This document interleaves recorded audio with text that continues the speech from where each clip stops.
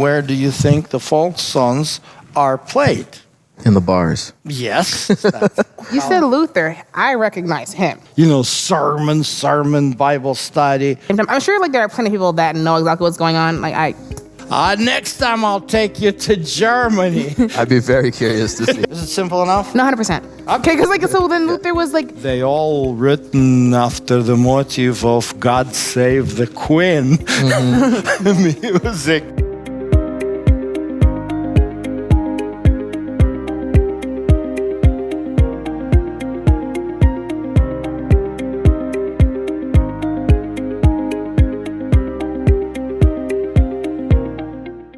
Hello, everybody, and welcome to episode 2 of this series, this new section of our Adult Sabbath School quarterly Psalms. We're so glad you're here to join us to talk a little bit more about what Psalms means to us today. I'm joined with Pastor Sasha and Aric. My name is Monique, and our first question actually is going to start with Aric. A little change of pace for today. So, Aric, take it away. Take it away.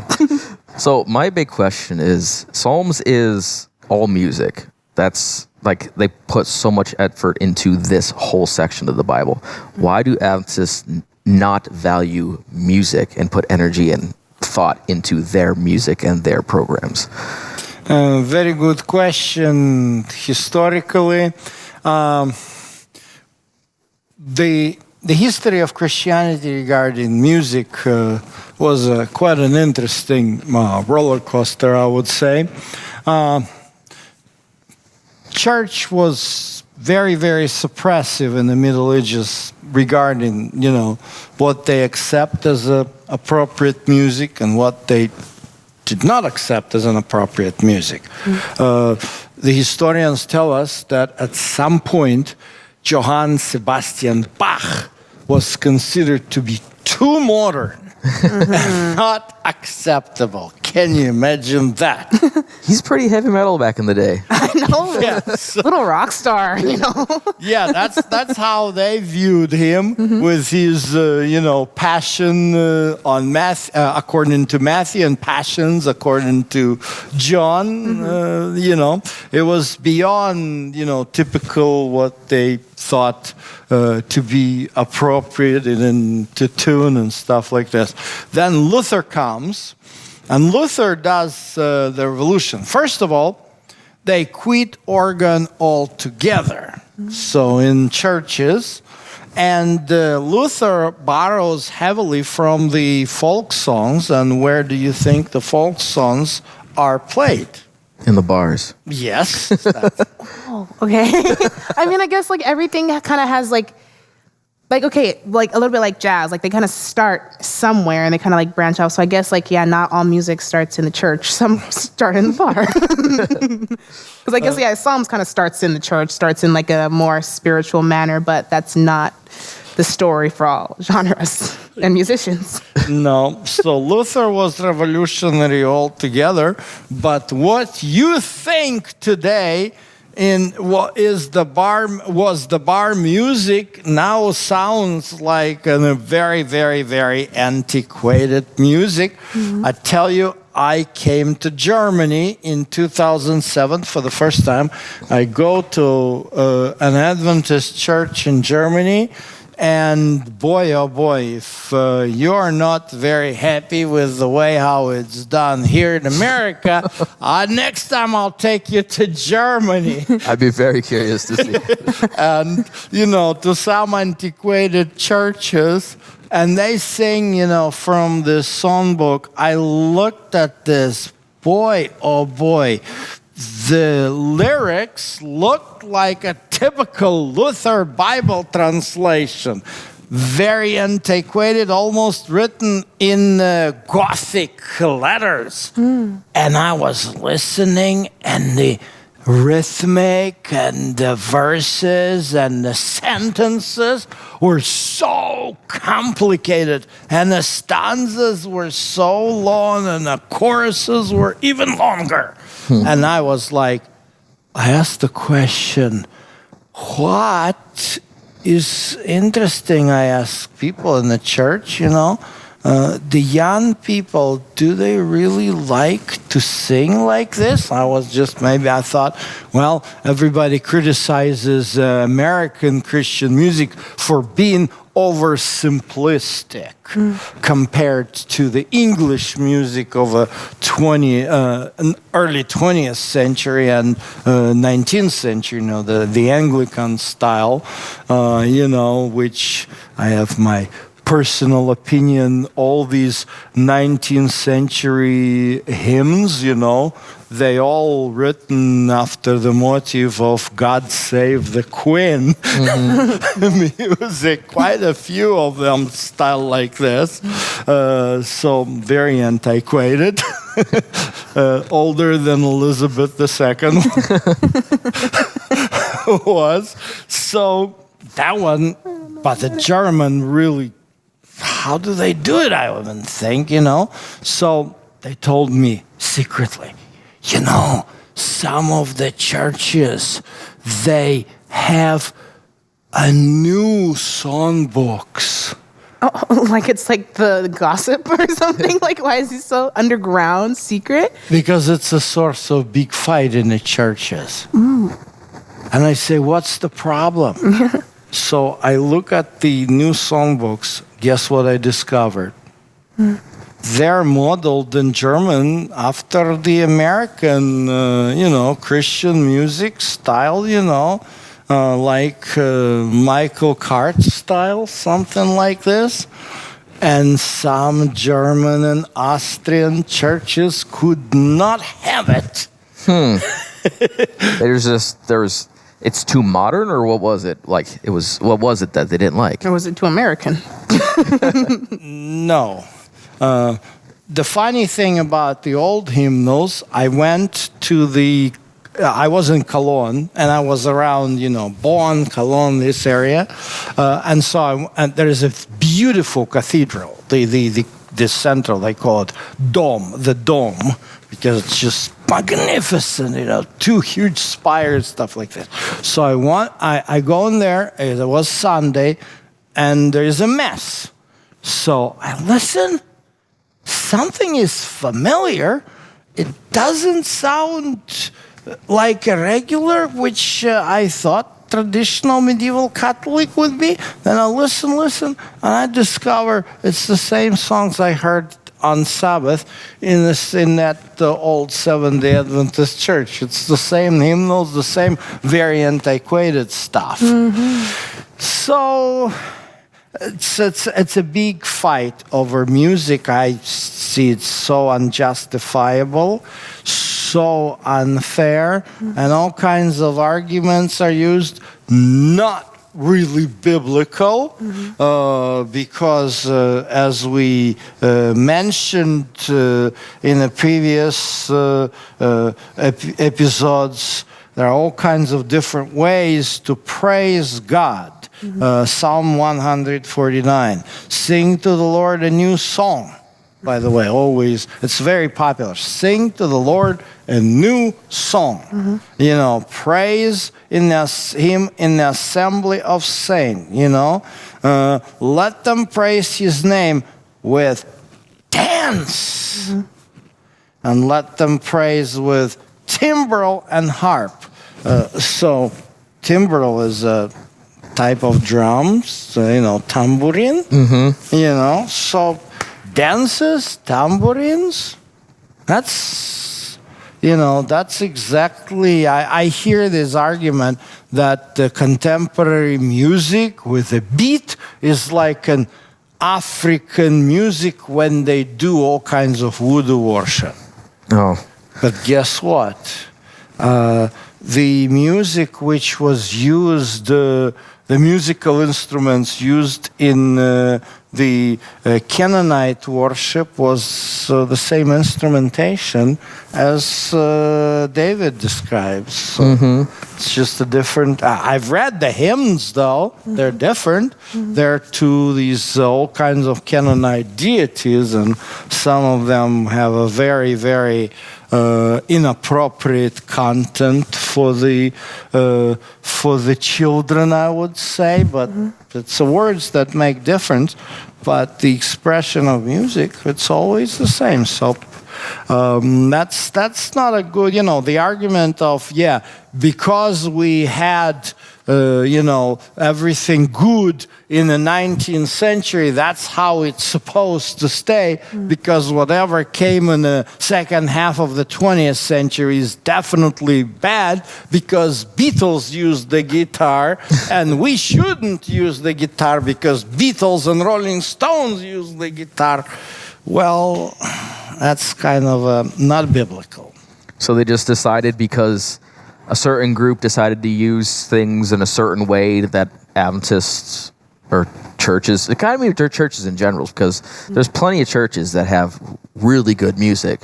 Like a lot of the more contemporary music are church bands that have created and put music out now. Yeah. So apparently, and you helped me here to understand, if I understand correctly, there is like a country music, but then there is a gospel music heavily based on country, correct? Yeah.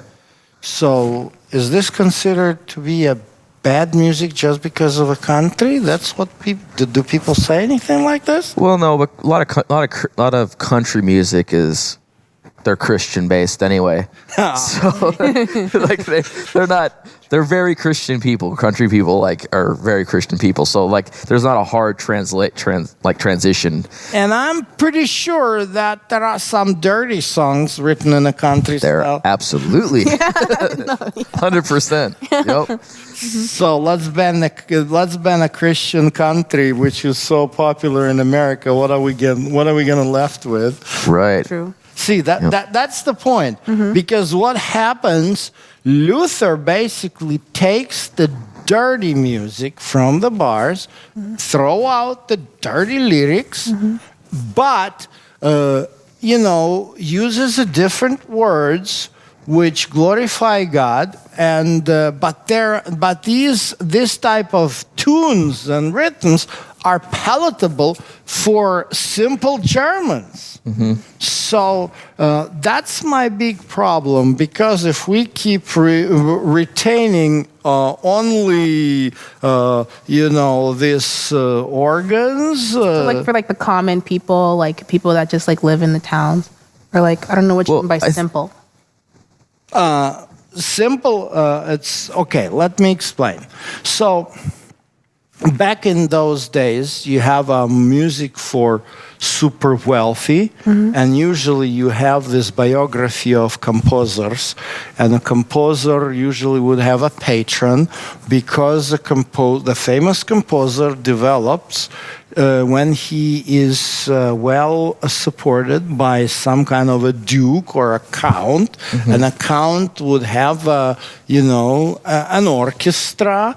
And then why did they have an orchestra? Because they would have balls, and ball is very fancy stuff. You come in with a very fancy dress, you show off. That's for the wealthy class.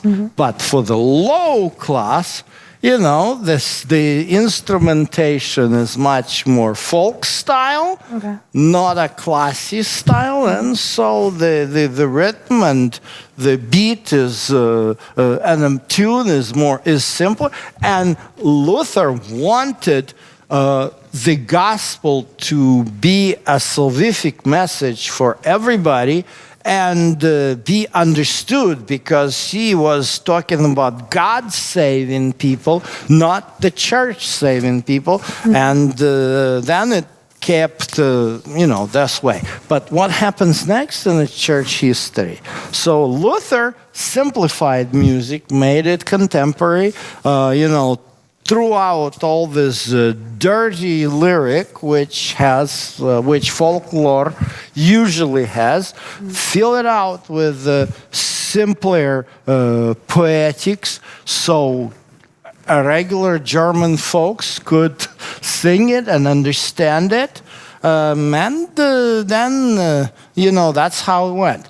But then you have a next step, and this next step is you have England and you have Puritans. And Puritans are very interesting folks because they were fighting left and right against the pompous ceremonies which were typical for Catholic Church and they were retained in the Church of England because King Henry VIII kind of liked it.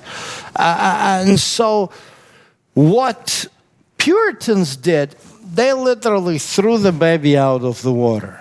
Or out with the bathwater. Yeah. Out with the bathwater. Mm-hmm. Yep. So. Yeah, exactly. They went to an extreme, and what happens with Puritans? They are, in a way, I kind of resonate with them. They were the brainiac Christians. They were your people. Yeah, I see it. For them, sermon.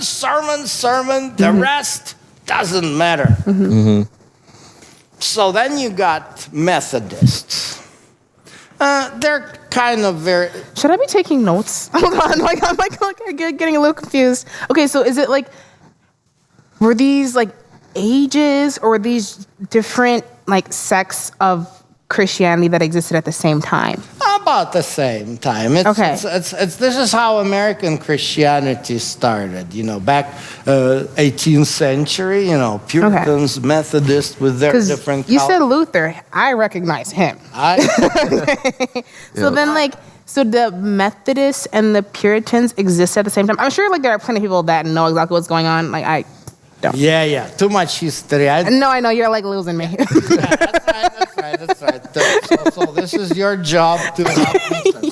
So this Methodists and Puritans, they were spiritual brainiacs. They were all, sermon, Bible study, academics, That's me. Yeah. Mm-hmm. But I don't think everybody's like me. Through that. More so, I think that people have...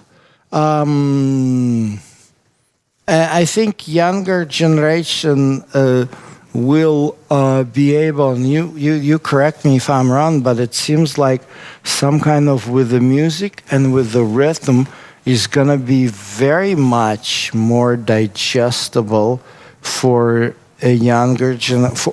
Let's say for today's generation. I don't think even younger, I know, than just some kind of a logical discourse on some prophetic truth. Yeah, I think there's people that do like to just sit there and soak up information, but when it comes to coming to church, it's sometimes daunting to just sit there and be like, we are now reading this scripture, and then you just, it becomes more of a classroom setting rather than an opportunity to sit with God and be with people that are also with God. We don't want to come to school. We want to come to church. You know what I mean? Yeah, and that was the issue. So yeah, I feel like that music is what creates the difference. Yeah. Yeah. So Adventism is heavily rooted in this kind of denominations of the 19th century, Methodists and like them, and they had a very, very simplistic approach to the service, just sing the hymn and then sit and listen to the sermon, and that's it, and say amen and go home. So they even didn't care, they didn't have any organs, they didn't develop. In the 19th century, music was very rich. In Europe especially, developing. I love European music of 19th century. Piano concertos, symphonies. That was contemporary at this time, at those. But church never tapped into these resources. They stayed simple with the. You go to old churches in New England, just a fisharmonica, not even a violin. Wow. So is it time for our church to start making a difference, or do you feel like we're keeping up? I don't think we are. I can tell you this much from the Jewish perspective. So, the reason why, just a little more history, the reason why... Oh, promise. Just one more sentence, all right? Just one more sentence. So, 20th century, that's the birth of Christian fundamentalism. Okay. So Christian fundamentalism is kind of an angry movement against the fact that in the seminaries they began to teach evolution.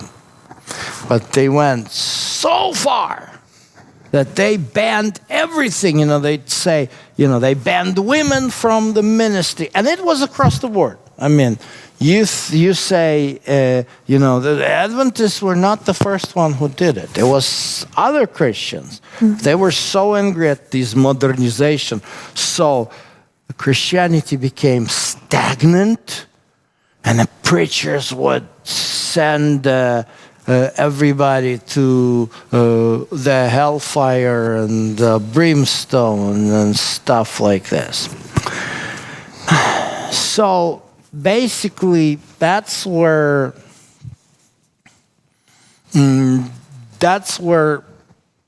these things began to really decline in Christianity.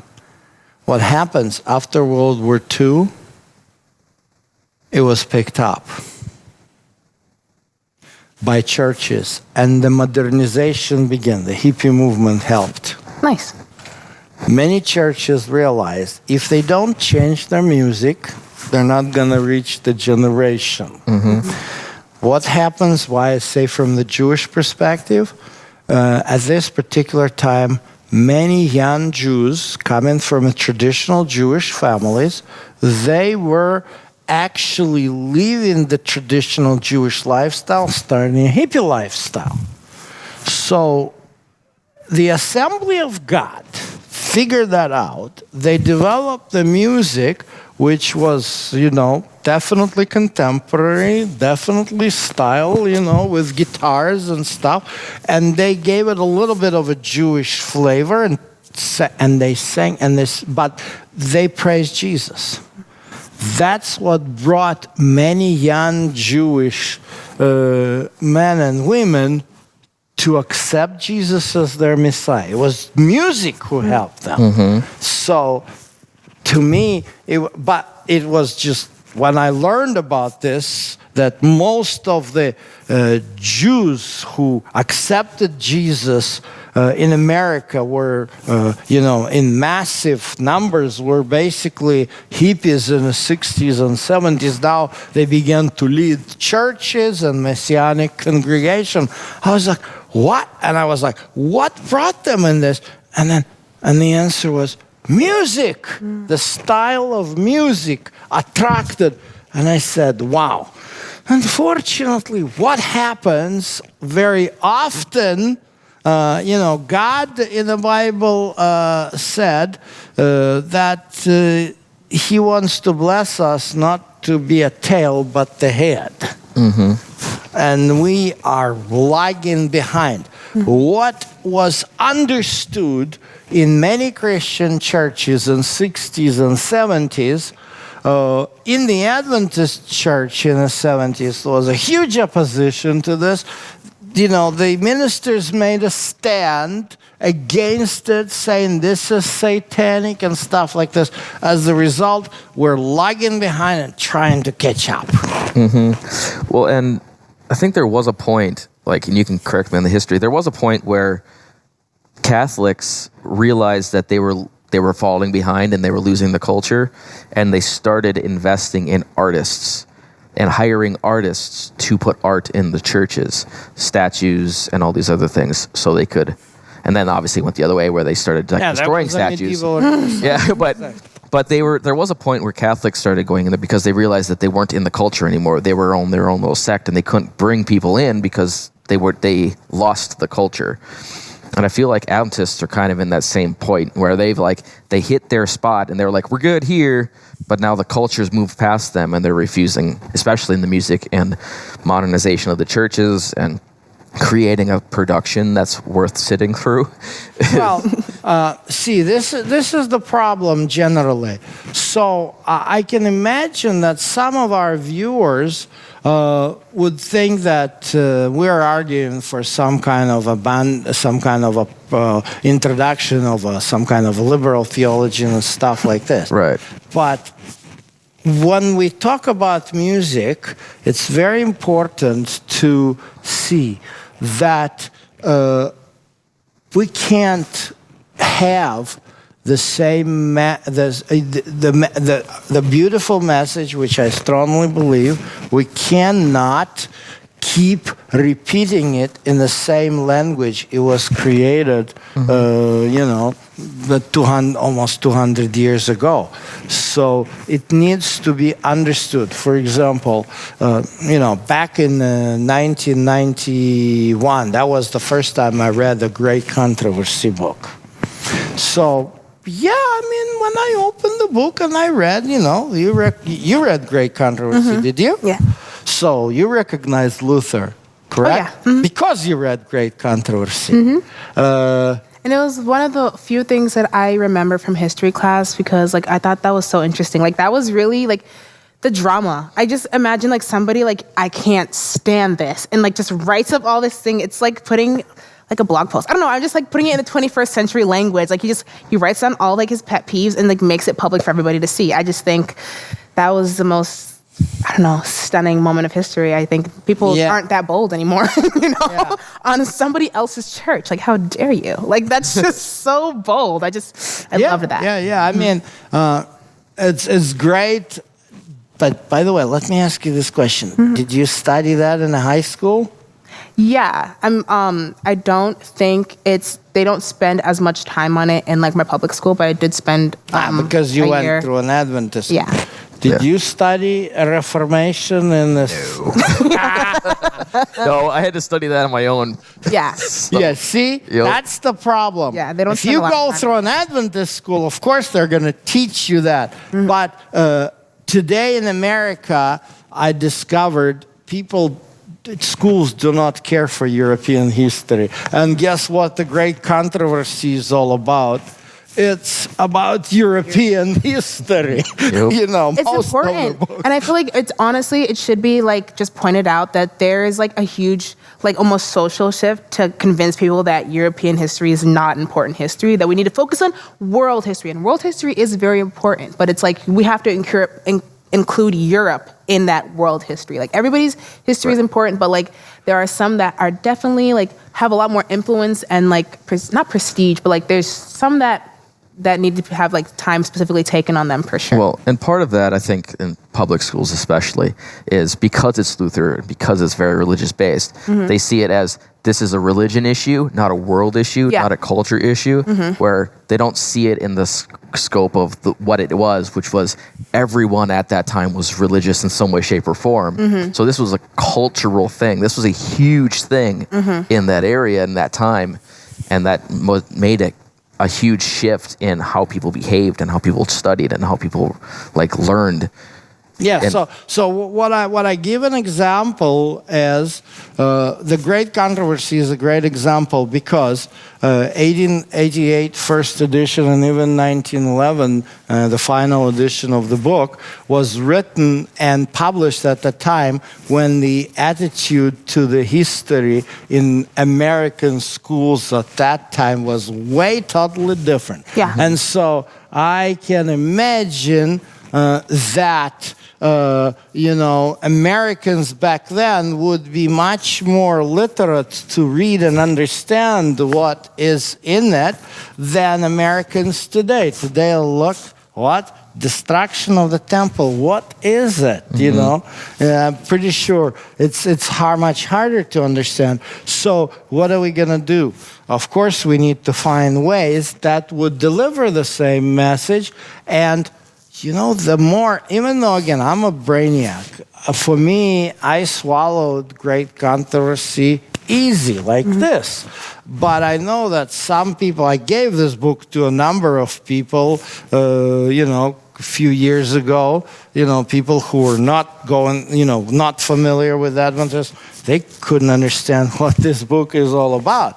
So then when I began to think, we have to repackage the message so that it would be palatable. Yeah. Not change the message, but the packaging has to be different.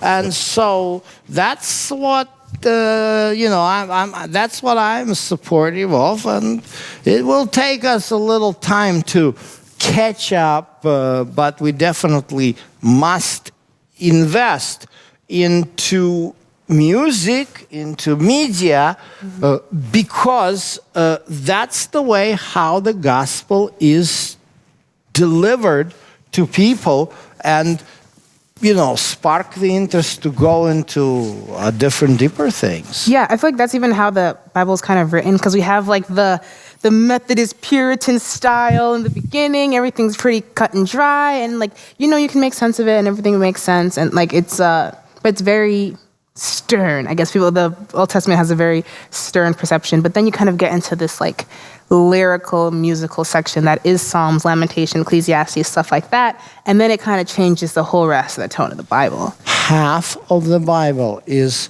poetic and was designed for singing. Like the book of Isaiah, on a scale of 1 to 10, give me your understanding. How difficult for you, Isaiah? It's been a while since I read it, but most of the Old Testament's kind of daunting. No, like even to try to read it generally. I think my hardest thing is I used to like stay away from like anything prophetic at all, just because it's just so. But if you look at it poetic instead of prophetic, it changes. Yeah. Well, your answer is not surprising. It's difficult, but Isaiah, Jeremiah, they were singers first. So all this book was through singing and through melodies, of course, those melodies, and people got it. That's the way how people got it. Scholars noticed that in the Bible, more serious things were delivered through poetic musical style than less serious through the prosaic style. That does definitely make it a lot more palatable, and I can see why those. I almost want to say they're like the most quoted in like the New Testament, because the New Testament is mostly just quotes. Like, maybe not mostly, but there's a lot of quotes. 70% of the New Testament is a quotation from the poetic books of the Old Testament. Which says a lot, and I think it's kind of like God putting in his 2 cents into the conversation, like kind of affirming the fact that there are tonal changes that need to be made to the message. He does that with the prophecies, the psalms, the songs, and then getting into the gospel, or else it wouldn't have had the same effect. If we're talking even about Jesus, 90% of the prophecies about Messiah, about Jesus, come from, are written in the song style. The song about suffering servant, about Isaiah, it's a song, many other things. And like the prophecy of resurrection comes from Psalm 15, which is, again, it's a song. So Peter talks to the crowd at the day of Pentecost, and his main argument comes from the song which David wrote, and he makes an appeal, and people believe and reason Jesus. Well, that's got me really excited to continue down this avenue of talking about these different songs and psalms and everything like that. And I hope that's given all of you something to look forward to as well. We're going to keep talking about psalms. We're going to keep talking about the different ways that God's trying to reach our hearts through music. So please subscribe to the channel, like the video, turn on that bell notification so you don't miss a single bit of the discussion, and comment down below something that touched you during this episode. Thank you all for joining us, and we'll see you next time.